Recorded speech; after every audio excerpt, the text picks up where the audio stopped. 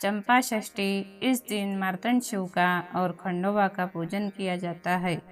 इस साल चंपा षष्ठी 20 दिसंबर को आ रही है। मार्गशीर्ष माह के शुक्ल पक्षी की चंपा षष्ठी नाम से मनाई जाती है। मान्यता है कि चंपा षष्ठी का पर्व भगवान शिव के एक अवतार खंडोबा को समर्पित है। खंडोबा या खंडोबा को अन्य कई नाम से भी पुकारा जाता है। इसमें से खंडेराया, मल्हारी, मार्तंड आदि नाम बहुत प्रसिद्ध है। चंपा षष्ठी पूजन विधि। चंपा षष्ठी के पूजन का उत्सव देश के पुणे और महाराष्ट्र क्षेत्रों में अधिक होता है।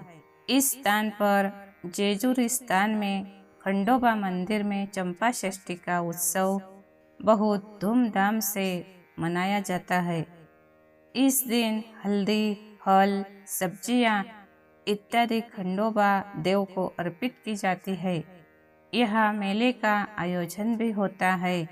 मार्गशीर्ष माह के शुक्ल पक्ष की षष्ठी तिथि को भगवान शिव का पूजन होता है।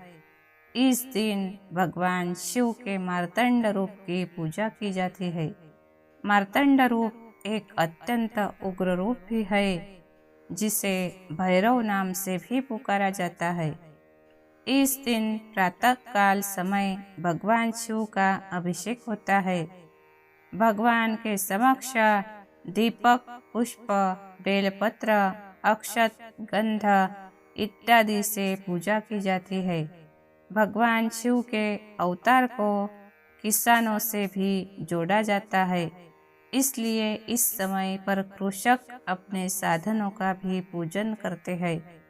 भगवान शिव के साथ कार्तिकेय का पूजन भी होता है।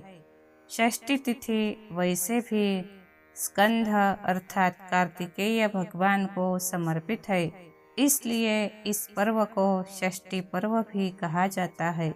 इस दिन भगवान की पूजा और व्रत किया जाता है। चंपा षष्ठी की पौराणिक कथा। चंपा षष्ठी का दिन खंडोबा से जुड़ा हुआ है। यह कथा भगवान शिव से जुड़ी है। खंडोबा के सेवक के रूप में बाध्या और मुरली का उल्लेख मिलता है।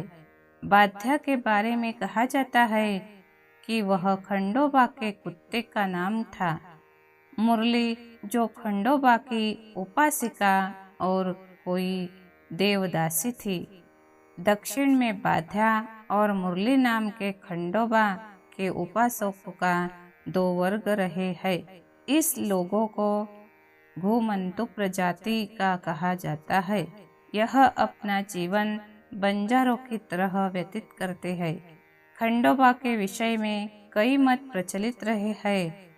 इस संबंध में पूजा और मतों में यह भी कहा जाता है कि खंडोबा की उपासना कर्नाटक से महाराष्ट्र में आई। खंडोबा देव को महाराष्ट्र और कर्नाटक के बीच एक सांस्कृतिक संबंध के प्रतीक के रूप में भी देखा जाता है। कर्नाटक में खंडोबा को मल्लारी, मल्लारी मार्तंड, मैलार आदि नाम से पुकारा जाता है। इस संदर्भ में वहाँ की कुछ कथाओं से ज्ञात होता है। मणिचूल पर्वत पर ऋषि तपस्या में लीन थे। उस स्थान पर मणि और मल्ल नामक दैत्यों ने बहुत उत्पात मचाया। उस स्थान को उन्होंने पूरी तरह से नष्ट कर दिया। दैत्यों के उपद्रव से परेशान होकर ऋषियों की तपस्या भंग हो जाती थी। दैत्यों से परेशान ऋषिगण देवताओं से अपनी सहायता की मांग करते हैं। देवता भी उन दैत्यों को हरा नहीं पाते, क्योंकि ब्रह्मा जी के मिले वरदान से उन दैत्यों की रक्षा होती है। सभी ऋषिगण और देवता ब्रह्मा जी के पास जाते हैं। ब्रह्मा जी उन्हें बताते हैं कि मणि और मल्ल दोनों को अमरता का वरदान प्राप्त है। उस वरदान के प्रभाव के चलते कोई उन्हें मार नहीं सकता। तब देवता दैत्यों के अंत के लिए सभी भगवान शिव के पास जाते हैं। भगवान शिव दैत्यों के नाश के लिए मार्तंड का रूप धारण करते हैं। कार्तिकेय को साथ लेकर वह भैरव रूप में मणि और मल्ल से युद्ध करते हैं। दैत्यों पर विजय प्राप्त करके मणि और मल्हा भगवान के बड़े भक्त थे।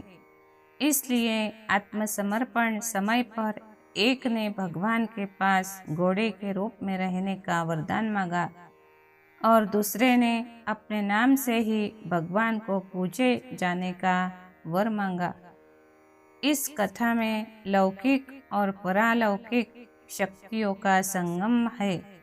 मार्तंड भैरव ने मणि को अपने साथ अश्व के रूप में रहने का वरदान दिया। मल्ल दैत्य के नाम पर अपने को मल्लारी नाम दिया। ऋषि भयमुक्त होकर रहने लगे। आज भी मल्लारी मैलार कथा इन स्थानों में प्रचलित है। चंपा षष्ठी पर्व महत्व।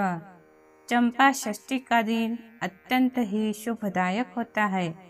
मार्तंड भगवान सूर्य का भी एक नाम है।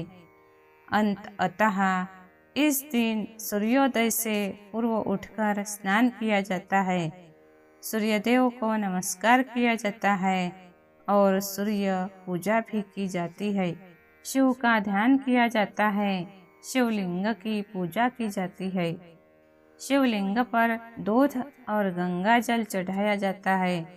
इस दिन भगवान को चंपा के फूल चढ़ाए जाते हैं। भूमि पर शयन किया जाता है।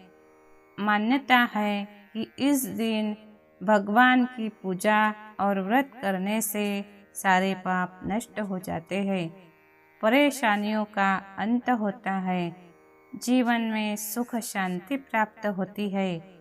चंपा षष्ठी का प्रारंभ कैसे हुआ और इसकी क्या मान्यताएं हैं, इसके बारे में भिन्न भिन्न प्रकार के मत प्रचलित है। इस दिन किया गया पूजा पाठ और दान मोक्ष की भी प्राप्ति कराने में सहायक होता है। चंपा षष्ठी की कथाओं को स्कंद षष्ठी से भी जोड़ा जाता है और कहीं खंडोबा देव से, कहीं षष्ठी तिथि से जोड़ा जाता है। भारत के अनेक स्थानों पर इस दिन को अलग अलग नामों से पूजा जाता है। इस प्रकार अगली कथाएं सुनने के लिए हमारे ज्ञानोबा मौली यूट्यूब चैनल को